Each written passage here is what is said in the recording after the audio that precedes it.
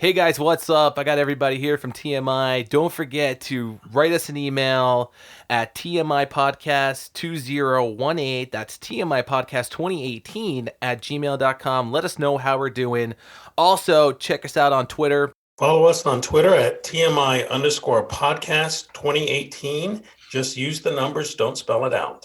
Ooh, don't forget Facebook.com/TMI podcast 2018. Follow us on the Apple Podcast app. Don't forget to subscribe and leave a 5-star review. All you YouTubers out there, don't forget to subscribe to our channel, TMI Podcast 2018. Look for the popcorn bucket. That's right. Also, check us out on Spotify and a Google Play Music app for all you Android users. Follow us and subscribe everywhere. We appreciate it. We're doing it for you guys, the fans. Thank you. The moment our fellow geeks, dweebs, nerds, and other unfortunates have been fervently waiting for has finally arrived. It's time for TMI, Confessionals of the Nerd Kind. And now, your hosts,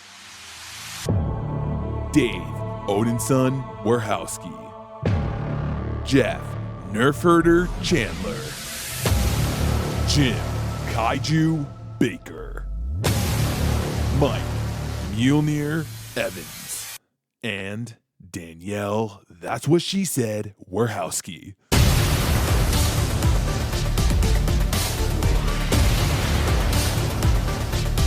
And now, let's get on with the show. Here is TMI. Hey, how is everybody? Yeah, we're here. Hello. Made it through another week. So first off, real quick, before we continue this episode, beware, there are spoilers ahead for Deadpool 2. Again, beware, there are spoilers ahead for Deadpool 2. Okay, let's continue. So, obviously, we just had the release of Deadpool. Everybody here saw it, and also, the other person that is joining us this week is our guest, Mike Kelly. He's a huge Deadpool fan. Mike, say hello. Hey, what's up, everybody? This is Mike, M.R.K. the Barber on Instagram. Give me a follow. I'm super excited. Just saw the movie 2 days ago, and yeah, this is amazing. Thank you for having me on, guys. Nice. Welcome aboard. Thanks for being here. Welcome. We do have 2 mics now, so we'll try and keep it. Mic 1, mic 2. Mike check. I'll take number 2. Mic check. There you go. Mike number 2, got a question for you. No, cool. So yeah, Mike, you're our first actual guest.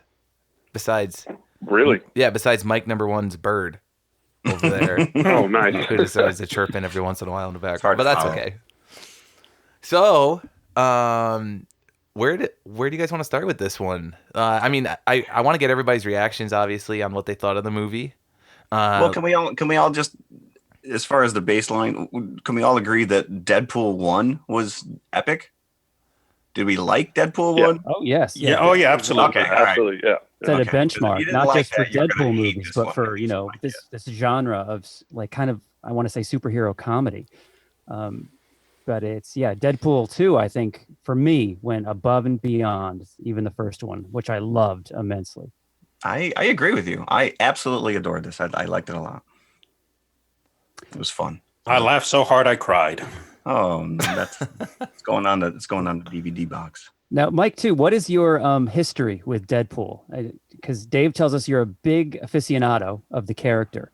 Now, how far do you go back? How far do you and Deadpool go back? Okay, well, with Deadpool, I just fell in love with the art in the comic books in the 90s. When I was a kid, I really liked the way they drew him. I felt like he was just so different looking than everyone else.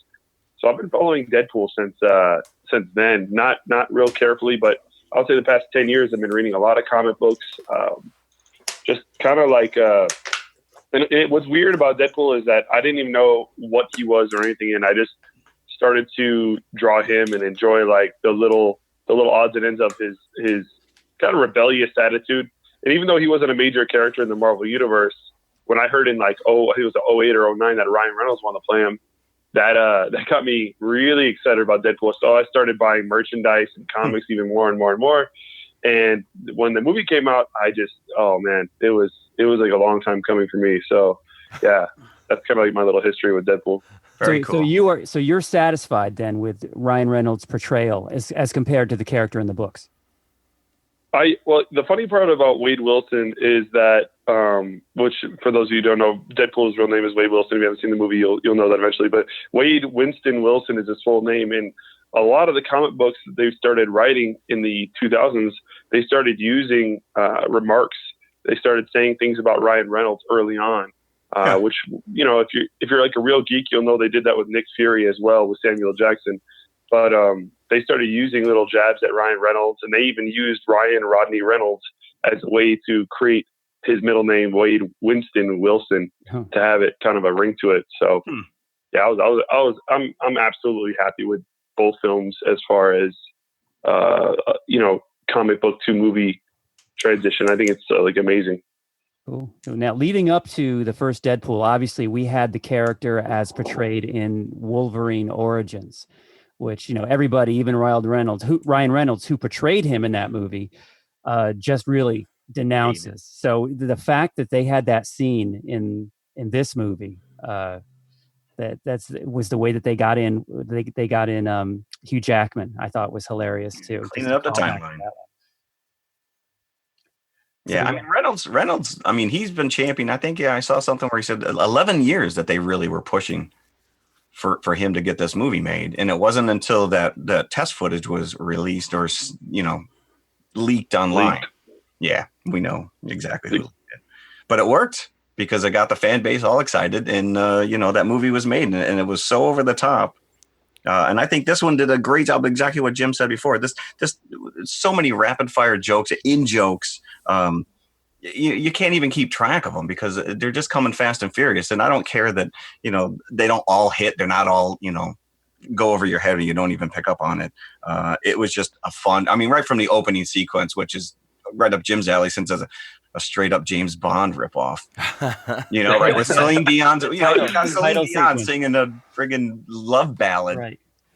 And with the and how the cream cheese spreaders kind of opened like a fan during that sequence. It was hilarious. Yeah. But that's, you know, it really, this movie much more so than the first one, I think, was changing gears, especially in the beginning, because it went from comedy to, you know, to dead seriousness, like when Vanessa was shot. And then Deadpool went after the guy that shot her, and then like they, you know, embraced him. And then there was a lot more Wade Wilson than Deadpool. Yeah, and then the sequence started with the Celine Dion. I'm like, whoa, what are we getting into here? And then you see the actual credits. I'm like, okay, this is the directed by one of the guys who killed John Wick's dog. I mean, yeah. So, but I think that a lot of the elements of the first one were repeated here to great effect. There, you know, because they couldn't have done this without Negasonic Teenage Warhead or Colossus, and they were back. Dopinder was back, and a few other surprise characters as well, which I was very happy about. Well, I think it's funny is that they kind of built this as this, you know, he's building up this X-Force, this team, and I think everyone got super excited by that. And then to just dispatch him the way they did was absolutely hysterical. Yeah. Did you catch the Brad Pitt cameo? Yes, as the Vanish. Yes. Because I wasn't sure that was him until the credits. I'm like, yes, correct. I actually sat through the credits as well because the audience all reacted, and I'm like, I'm pretty sure that's who it was. But yeah, it was such a 2-second throwaway. And my new favorite character has got to be Peter, the regular guy. That's on X-Force. So let me ask you this, not to jump to the end of the movie, but when he actually uses the time device to go back and change things, does he only save Peter and let the rest of X-Force still dead? It appeared that way. That's what I took away from it. I think so. Yeah, which is messed up. Right. This is now 3 movies in a row we've reviewed where we're dealing with this time travel stuff. Right. And did anybody else? Well, remember, he only had one charge in that time machine, didn't he? Or I think only one charge left. Yeah. Yeah. And Cable's gonna be pissed. Right. Like, why did it have to be the Thanos though? You know what I mean? Like, why did it have to be his kid? Yeah. I don't know how that came about, but I thought he was phenomenal as Cable. Oh And yeah, know no, some I mean people like were he did. Oh, why is this? It just let so many more in joke. I mean, there was a one-eyed Willie joke. Come on. I Oh, mean, yeah. you're going back to Goonies now.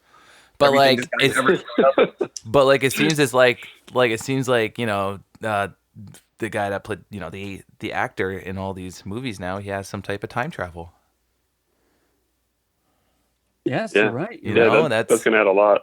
Yeah, Mm. and the fact that Thanos' face in Infinity War is so based on yeah. James Brolin's, Right. Josh Brolin's. I'm sorry, James Brolin is his father. On Josh Brolin's is that you kind of, when you're looking at him in Deadpool, you can't help but think Thanos. Right. And then, Deadpool himself makes the joke at one point that it calls him Thanos. And I also love the X-Men cameo, the 2-second X-Men cameo. Oh, after he man. makes the whole rant about how, the studio can't afford anymore. Oh. And you just pan behind him and they're closing the door. They're all standing there closing the door. Right. That Oh, might man, be that worth the was so second good. viewing, right?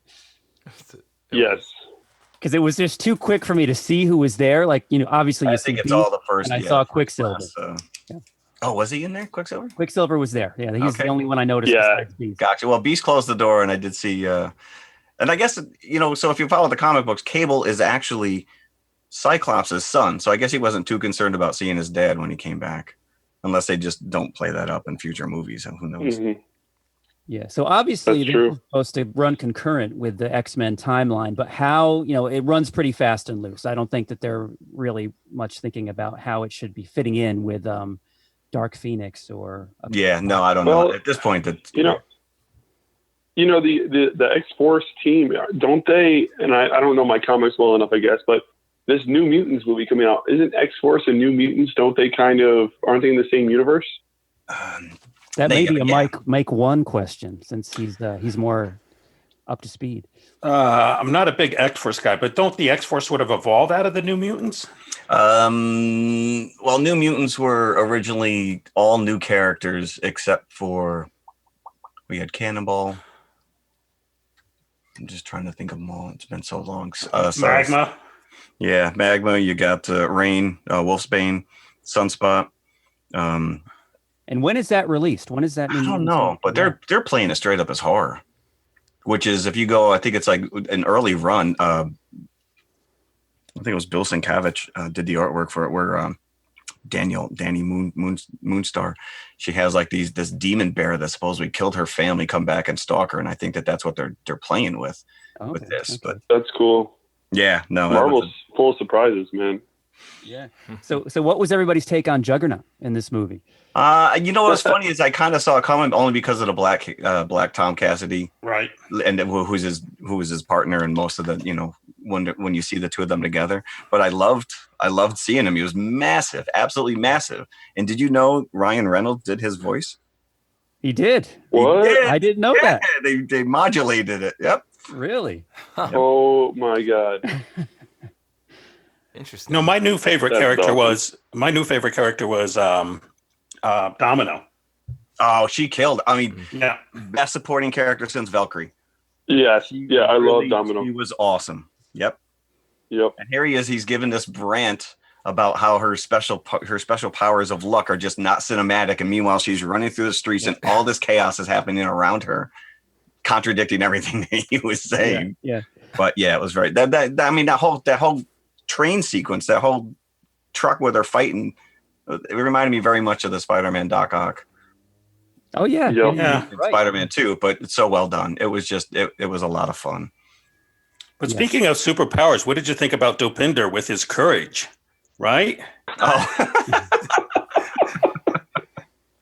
I guess they had to shoehorn him in there somewhere. He's one of my Dude, I favorite love Dopinder. characters. Yeah.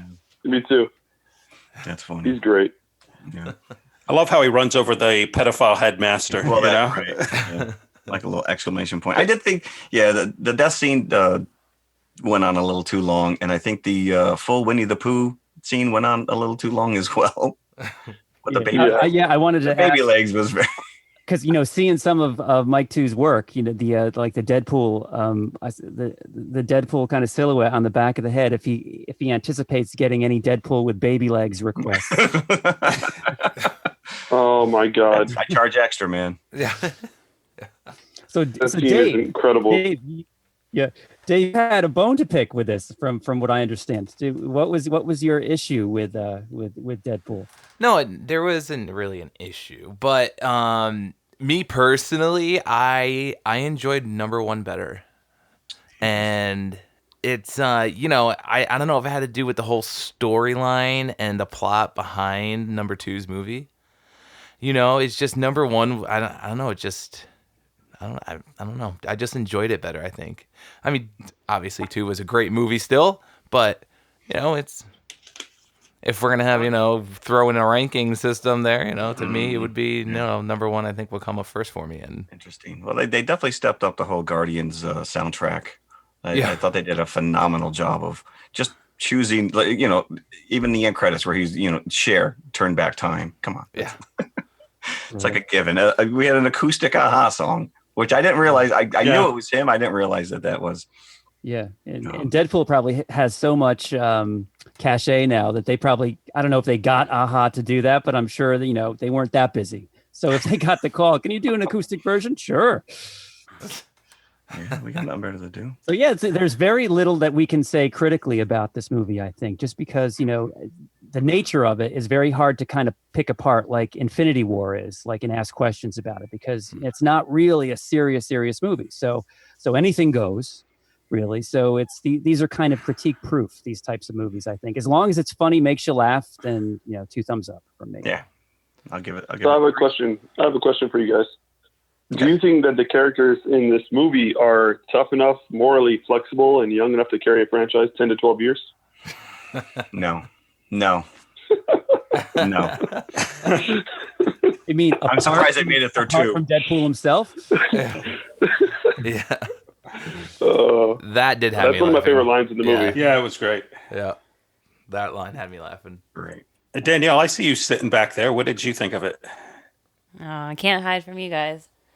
I'm with Dave. I like the first one better, but it's honestly just because the premise of this movie was so X-Men based, and I admittedly do not like X-Men.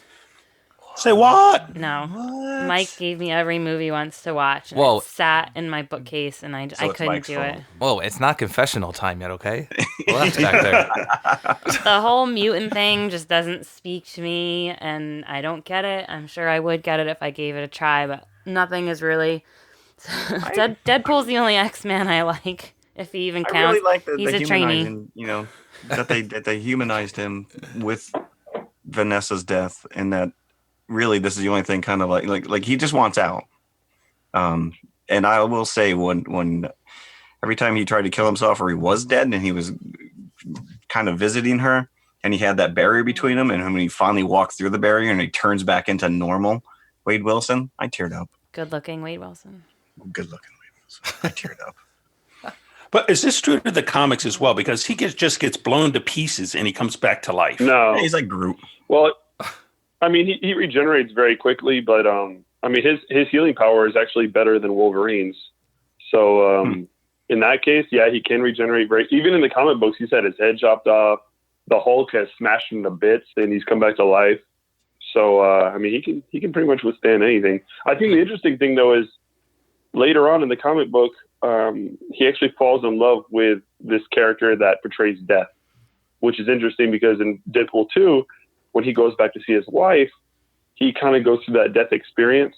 And so I don't know if they're trying to tie those two into Vanessa's character, you know? So I found that pretty interesting. I like how they did that actually, because that's definitely on Deadpool's conscious a lot, is death, especially later on in his life. Didn't he save her? Didn't he go back and save her? He did go back and save her. Yeah. Mm-hmm. Yes. So I would assume if they make a 3 or whatever, she'll be there. And what year Or was She's the original? supposed to be I thought she was supposed to be her own superpower eventually. Isn't she supposed to be copycat or something? Oh, really? The That I don't character- know. Yeah, Interesting. I thought she was supposed to be her own superhero. I don't know. We're like powerizing all the secondary characters now. Pepper How long did it take them to make this since the first one? Did the first one come out in 15? 2016, I In think. 16. Okay. Yeah. So they banged this out pretty quick. Yeah. Yeah. I like when you mentioned that he gets torn apart, that at the end his suit is just duct taped back together. That he didn't miraculously have like a brand new suit somewhere. He just duct taped it. The only other thing I and I didn't pick this up at all. This is strictly because I was trolling online, that there was one other cameo when Cable first comes back into the past, and he comes upon the two hillbillies at the truck, and the one guy's talking about the 3-tiered toilet paper regimen. That was Matt Damon. That was Matt Damon. And the other one was Alan Tudyk, wasn't it? Oh, was it? I did see his name. From Firefly. Right. Which is also where more in the... Yeah, it had me rethinking my personal hygiene routine. I forgot about that scene until you brought that up. That and was then also, if you want to nitpick it apart, he comes through with basically just like that armor suit, and yet the next scene he's in a hotel and he's got like just a mass arsenal. And it's like, all right, where did that come from? And he had the cape and all that other stuff back again. And my daughter said, just go with it, Dad. Don't question it. So I didn't. But that's it. So I think the consensus is it was a worthy installment of the Deadpool series. Worthy follow-up. Just for the Juggernaut song alone. If anybody caught that during the fight sequence, but they did play it again at the end credits. Yes, they did. Full chorus of holy shit balls. For those of you disappointed that there is not a post credit scene, just sit there and listen to that, and that'll get you through. It was worth it. It was worth sitting there. Yep. Now, since we have a guest here, I feel like we should ask him, because he's got such the stuff, that the pictures that we've seen of his work is just so cool. What are the most, just stepping back from Deadpool for a minute, what are the most like extreme requests that you've gotten that you've actually cut into people's hair? Anything that comes to mind as like the weirdest or the most out there? I don't know if this is a family show. I've had some weird requests, and I've actually said no to some of them because they're that weird. They're that yeah. I'm like, that's a little too perverted for me. I'm not going that route. So that's good. You got standards. Honestly, but in terms of like characters or movies. I mean, Deadpool is my favorite to do. I've done Spider-Man a bunch of times. I'm not really into doing too many portraits and things like that. I've always liked comic books. So I actually have one. It's probably farther down my timeline on my Instagram, but it's of Deadpool and Wolverine looking face to face at each other. That's probably my favorite. Really? All time. I loved it. I love Wolverine as well. So that just made my day to be able to do that. Can I ask you how long something like that takes? Well, hair art, man, it just depends on how far you want to go with it. If it's just clippers and hair, it won't take that long, maybe 30 minutes. And then if you're trying to add color enhancement and racer work to it, you're looking at an hour and a half, Interesting. Yeah. Cool stuff. Definitely cool stuff. Yeah. So everybody that's listening, that's not aware, we should put up on our Facebook page a link so everybody Absolutely. can see Instagram as well. That'd be awesome. Yeah, and I could also post this podcast up on my Instagram for you guys and make sure we get enough people to tune in and check it out. Maybe we'll get a thank you from Ryan Reynolds for for promoting his film. Yeah, there you go. I'm sure he's well, on that point, Dave, do you want to share your interactions with Chris Hemsworth? I was going to throw that out there. I was actually going to stop the beginning of the show, but the momentum of a guest star. We need to discuss this. No, it was interesting, but his manager's a little bit of a... Well, let's not get negative. Anyways, we don't need to get negative. So it was funny. So he posted this video, and then it was very recent, like within the hour that he posted this video of him like at this gym or something. So then I commented on it on my like personal account and was like, like a pirate had a... we would love to have you on the show to talk, about, the Avengers, Infinity War, and all the movies you've done, yada, yada, yada. Just not for 1 second thinking that he would actually just jokingly, just being like a troll, literally on the internet, and then and just doing that, and then I ended up actually getting a private message from him that said, "Oh, hey, that sounds like a great idea, and I would love to do it." And then I was like, and I was like, is this real or not? Is this just another troll? Live streaming this on our text messages throughout the day. It was like we were all like on the edge of our seat for an hour. Right. And so then like I'm messaging him, and then he's like, oh, well, I'm going to hand this conversation over to my manager. And I was like, oh, okay. So then, ended up going through that and started talking to his manager. and everything was honky dory. And then I think what sold him was Jeff was like, oh, you should actually tell him, that, we'll, have a little fun and, have a big, tall beer waiting for you, like Doctor Strange style, like he did in the and that was enough for him to say yes. Yeah, I think the beer sold him on it. But then, long story short, they obviously wanted quite a bit of money for that, and they were literally gonna fly to New York and come to my apartment. Like I was gonna have Thor in my apartment to do this like interview, and like it was just cool. Like, and but then and then he's like, oh well, is the money situation okay? And I was like, excuse me, because like his manager just wasn't very good at interacting and everything like that, and he was throwing a lot of legal stuff at you. Yeah, and I was just like, okay. I was like, nah. David got a lot of backstage Hollywood jargon. So long story short, Hollywood is difficult, and But this just shows you what a down to earth guy. Like he was willing to, like all we had to do was offer him beer, and he's like, "Yeah, I'm in. Yeah, that's cool." He's like, "Yeah, like, he was willing to come on our show." Yeah, so that to me is talk. Yeah, but that's why they have managers, man. Exactly. Yeah, I think David said immediately, "You're no longer allowed to talk to people." So he's allowed to be nice and let the manager do all the all the. And I think he even said to David, "Exactly, good luck with that booking." Yeah. He even said, "Oh, good luck booking," and I was like, "What?" And then now I know what he meant by good luck booking. Yeah. Just the fact that we had interaction with him, that Dave had interaction, with him, and Jim's like frantically blows my mind because they asked us, "What do we bring to the table?" Yes, so Dave asked, write a letter. Write up a dossier on what TMI's qualifications were to get to have him on. So we were going to treat him with the utmost respect.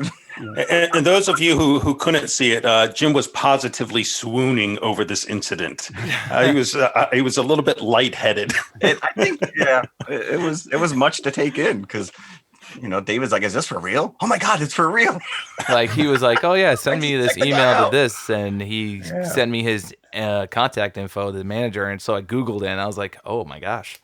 I was like, this isn't a troll.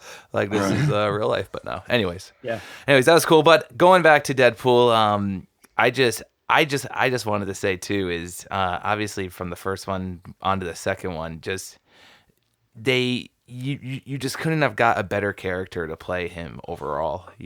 Ryan Reynolds is just, he's always been hilarious in his previous films before Deadpool, and just love him as a character. So just want to say that. He's willing to poke fun at himself at any expense, which is great. I mean, there was a scene where someone said something about a proposal, and then they all just start launching into dialogue from the movie the proposal. So, and again, it was a kind of, I don't think I've ever seen the movie, but I knew exactly what they were going for. The fact that he went back and shot himself before he agreed to Green Lantern was pretty funny. That was also assassinated. Yeah. That was that was a good line. He was like, Green. He's like, it's just when they were talking about Green Lantern, it had me cracking up too. Yeah. So great movie. I enjoyed it immensely. Great movie. It was a lot of fun. Absolutely. So we still have to talk about the classic feature. If Mike wants to hang around and join in too, you can. The classic feature is the original Alien. I don't know if you want to hang around or if you want to go. I should probably put my wife on. She loves that movie.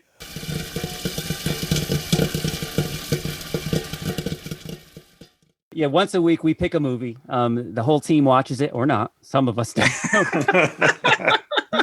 And then the next week we give ourselves an assignment. The next week we talk about it. And this week it happens to be the original 1979 Alien. And this was Mike's pick.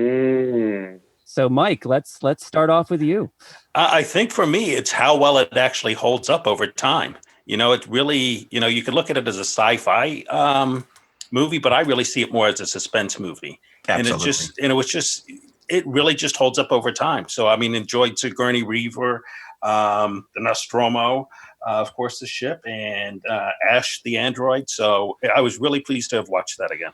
I was actually really happy to watch this because it's been a while, and I guess probably I saw it on VHS it was R-rated when it came out, 79. So I was probably watching it on HBO or something.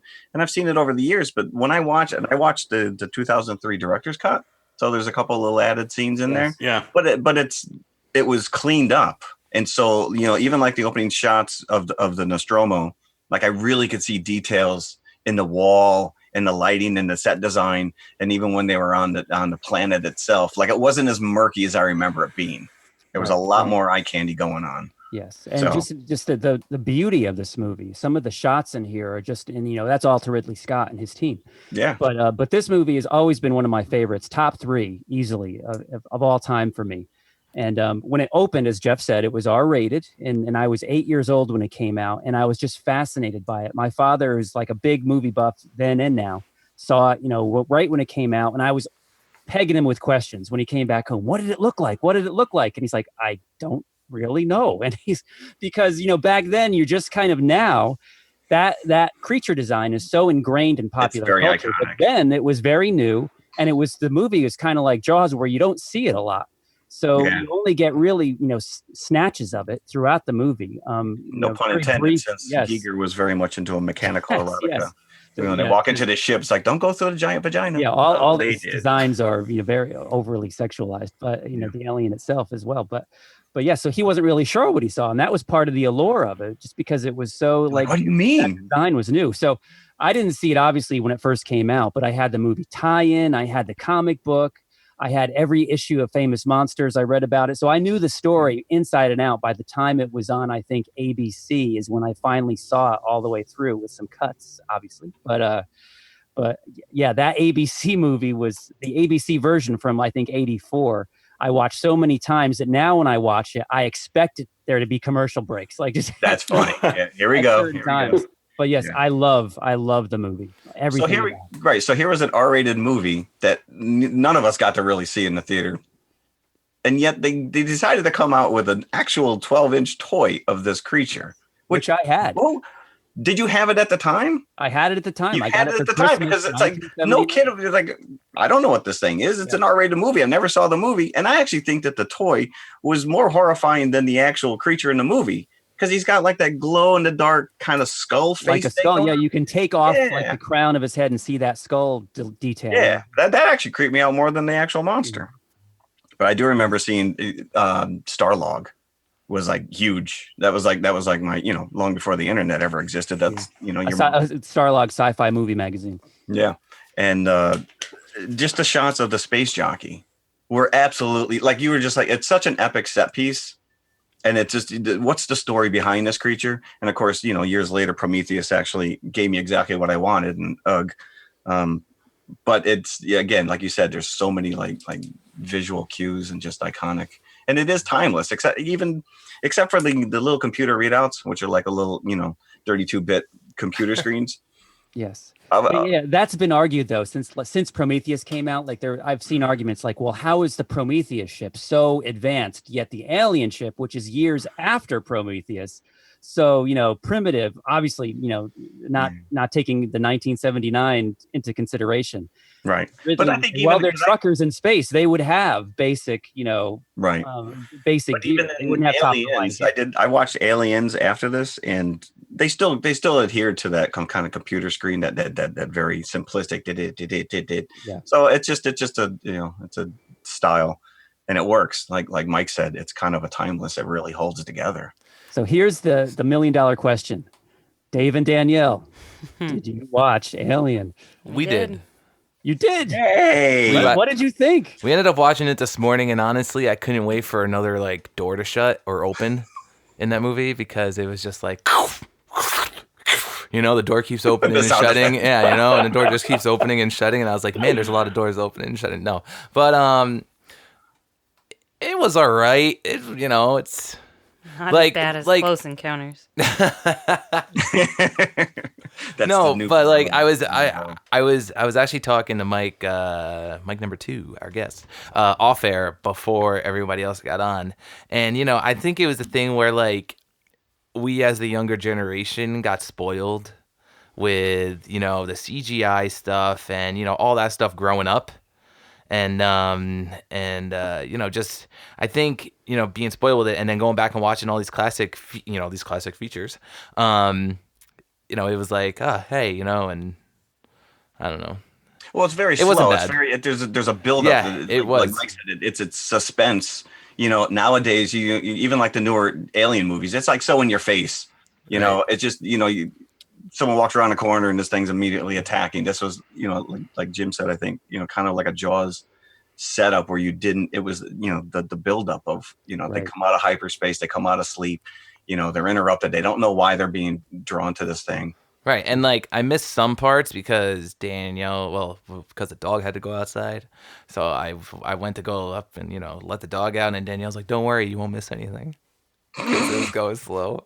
Most players nowadays have a pause.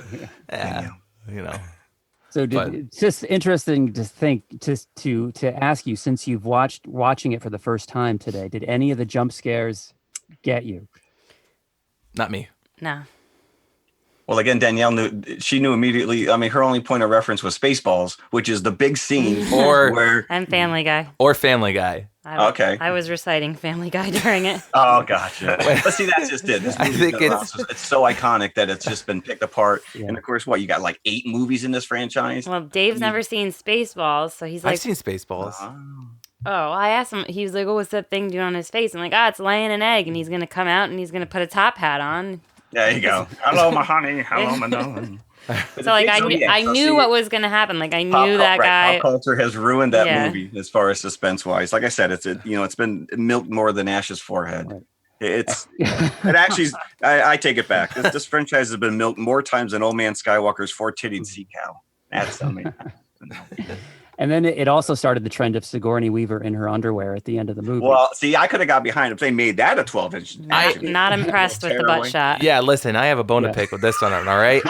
First of all, why was her underwear so hanging low? Yeah, why didn't she fix it? Well, no, that's what I was thinking. Maybe she brought her childhood underwear with her on. Right, and then Danielle's like, like her whole ass is probably hanging out, her hiney's hanging out. And then there is a shot, where she's like up against the wall or whatever, and like all you see is that, and I was like, what kind of butt is that? It's so flat. It's a space butt. Well, when you're in space, so gravity flat. doesn't take over, so she's like, I don't know. That was my bone to pick with that one. The true hero of the movie was Jones, the cat. Oh, of course. Yeah, she had to go back for Jones numerous times. Stupid cat. And Jones is in Aliens too, isn't he? Yes. Yes. He makes it. So if you like this, Danielle, you can check out Aliens and see the cat again. I will pencil that in. And I will tell you, Aliens is a completely different movie, but it builds right off this. Dave and Danielle, did you watch the original or the director's cut? Original. The original. Okay. I only think there's a couple extra scenes in the that's what director's cut. The one I remember seeing, again, probably a Starlog magazine or something, was when Ripley actually encounters Dallas, and he's still alive, cocooned against the wall. Yeah. And she flamethrowers him. Yeah, it's only like 2 minutes longer. Yeah, she gives him like a mercy kill. Is the opening scene of Spaceballs making fun of Aliens, or was it making fun of Star Wars? No, that's making fun of Star Wars. Oh, okay. The big long ship. Because they did a similar shot, and I wasn't sure if that was Spaceballs. Well, Star Wars came first, but yeah, I mean, you're going to spend all that money building a model like that. You want to show it off. And like the ships were going so slow. I know. Well, again, like you said, you're so spoiled because everything you watch in new Star Wars movies are zipping around the universe. They're just. They even did and then they dropped the little ship out of it, and that was even going slow. And I expected that one to go a little bit faster. But then when she was in a rush to get off the ship before it exploded, she was like light speed, woof, gone. Just like as like the timers count down. Convenient plot device. Well, you got to think it's like the difference between a Mack truck, which was the main ship, and like the little Lamborghini, which was the. I guess it's like a little Lightning McQueen in the back of. And what does our guest think of our classic feature? Does Mike too? Do you have any personal connection with the original Alien?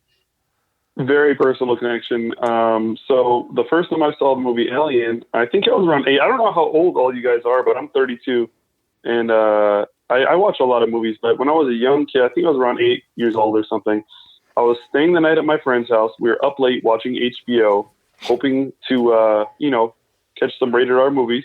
and sure enough, Alien came on, and his mom didn't care that it was rated R, so she made us popcorn, and we sat there and I watched the entire Alien movie with my eyes wide open, just ecstatic that I was watching a rated R film. My parents weren't, they didn't allow me to watch rated R films then.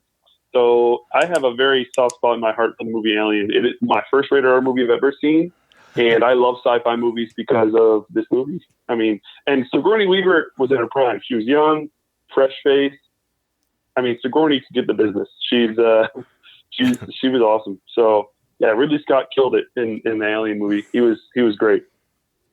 I agree. Yes, and it is my personal favorite among the Aliens, even above the sequel, which a lot of people prefer over the original. But I still like the original. Really? It's a different type of. It's an action movie. Isn't it James Cameron? James Cameron was Aliens, right? Yes, James correct. Cameron was Aliens. Yeah. Yeah, that's different. That's a whole. Yeah, it's like apples and oranges, really. It's two totally different things. It's the same world, but same character. I can watch Alien over and over again, and I couldn't say the same about it. I'm very happy that we watch this again. Yeah. Yeah. So Mike too. That's that comment leads right into your first R-rated movie. That leads into our confessional segment very nicely. Oh. Looks like you're just coming along for the ride today, buddy. That's Yeah. I'm just drinking my coffee here. It's all good. So the confessional question is, and as a matter of fact, what was your first R-rated movie? And we already have one answer. There you go. So since and this is a nice, because Deadpool obviously R, a very hard R for Deadpool. Well, the language was just Alien R. So let's start with Mike 1, since Alien was his movie. What was your first R-rated movie? The Warriors. Yes. Oh, nice. Come out and play. Which, as I understand it, they're going to remake into a Hulu miniseries or something along those lines. Really? How long is it going to take them to get through Brooklyn? One of these days, the Warriors should be our pick for class. Yeah. So how did you encounter this? 1979. Yeah, same year. So, Mike, did you see it in the theater? Did you see it on TV? We saw it in the theater. My father had actually seen it first, I believe, and then kind of gave the thumbs up. It was okay to go see. But at that time, there was like a lot of gangs and stuff that were, at least were in the news, that were going to see this movie and creating a ruckus in the movie theater and stuff like that. So we had a nice Sunday matinee of the Warriors. To bypass all the nice street gang. Exactly. Right. Yeah, no, that basically was what New York City was like back then. Mm. So, Jeff, how about you? Oh, all right. R-rated. So, R-rated. I had to dig a little bit because my first reaction was, all right, again, HBO, probably Animal House or Porky's. But I do realize that in the 1975, so I was at the tender age of 7, my parents took me to the drive-in, and I saw a double feature of Jaws, which is PG, but the second movie, Death Race 2000. Ooh, Roger Corman classic. And while I will say Jaws traumatized the hell out of me, my grandparents lived on a lake, and I just for years couldn't even close my eyes in the shower. But Death Race 2000 just absolutely captivated me. It was so over I want to say it was like a cartoon version of Wacky Racers, but Wacky Racers were a cartoon. It's just a bloody, I don't know if you guys are familiar with this, but it's set in the future. And I always thought, I looked it up because I thought the concept was that it was overpopulation. The world was overpopulated. And so what they do is they have this mega intercontinental race. And these race car drivers, and they all have crazy names like Machine Gun Joe and Frankenstein. And they have these really cool cars and guns. And they race across country, but they earn extra points by killing people, running them over. You can get senior citizens or bonus points, little kids, and it's just a bloody mess. But that was my first R-rated movie at 7, and I love this movie. I have it on DVD. I have not watched it in quite some time, but I could probably give it to you blow by blow. Right. It stuck with me. So there you go. It sounds like my daily commute. Yeah, exactly. So who we got next? Who wants to go next with the forbidden R-rated movie? What was funny was like I guess the same thing Jeff said too is digging deep with it, and because obviously it's some of these questions are hard, I guess, really, you know, but like if you go back and like look at, you know, Google, you know, R-rated movies in this, whatever, in the 90s. For me, it would be the 90s, probably, because I was an 87 kid.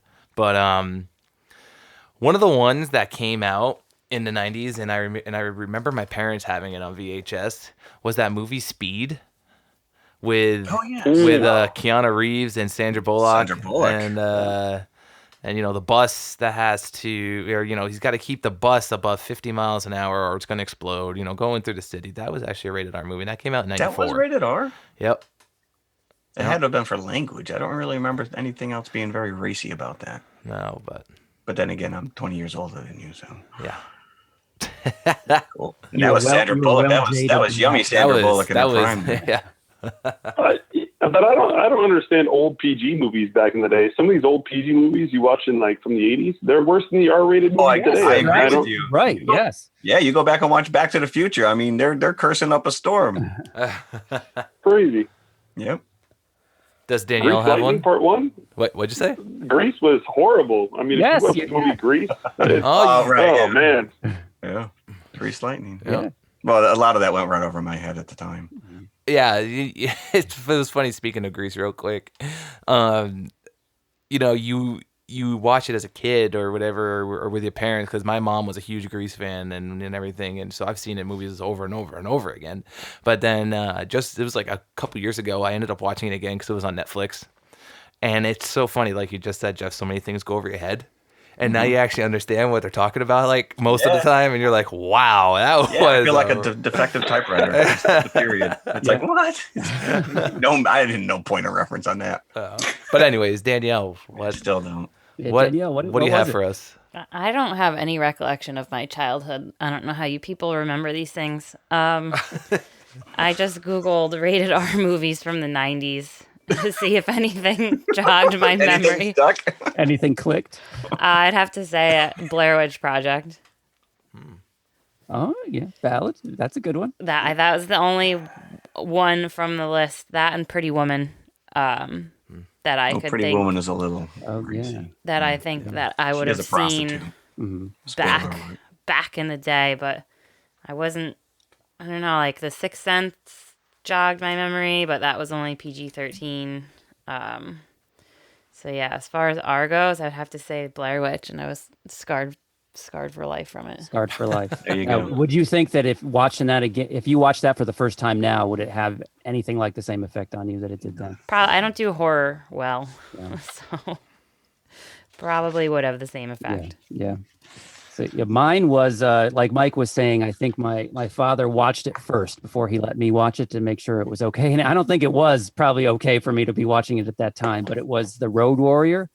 On HBO. It's probably 81 or 82, so I would have been 10 or 11 years old. And you know, I was heavily into Hot Wheels, Matchbox, and everything else. So the car stunts in that were what sold it for me. It's funny. Love The Road Warrior.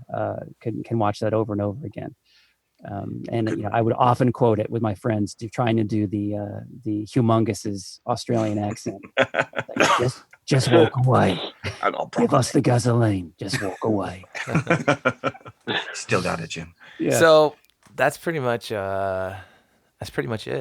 That's it. Pretty much all we got. We can for put you it to guys. bed. Yeah, we can put it to bed. Mike, once again, Mike number 2, our guest here. Thank you for coming on. Thank you very much. Do you just want to plug your social? Yes. Thank you. Real quick, Instagram, m.r.k. That's M.R.K, the Barber on Instagram. I found you. Awesome. Sweet. You got me? Yes, thanks. Thank you for coming on. Thank you very much. Yeah, thanks so much. Thank you, guys. Thanks for having me. It was fun. Thank you so much. Anytime. Appreciate it. So awesome. So that'll do it for this week's episode, guys, and we'll see everybody next week. Peace out. Oh, Goodbye. Oh, Ciao. come on.